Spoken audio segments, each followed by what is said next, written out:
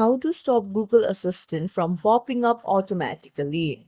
Hey everyone, welcome back to the channel. If you are new here, don't forget to hit the subscribe button and turn on the notification bell to not miss any updates.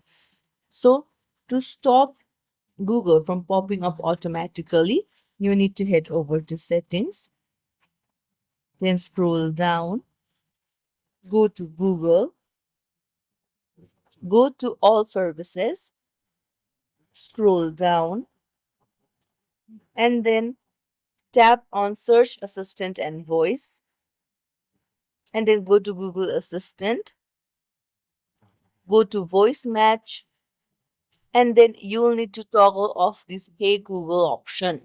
And then it will stop popping up every time you use the word Hey Google or OK Google. And that's it. You can also choose to remove Voice Match from all the devices. If you found this tutorial helpful, don't forget to like and subscribe to our channel for more tips and tricks. Thank you for watching.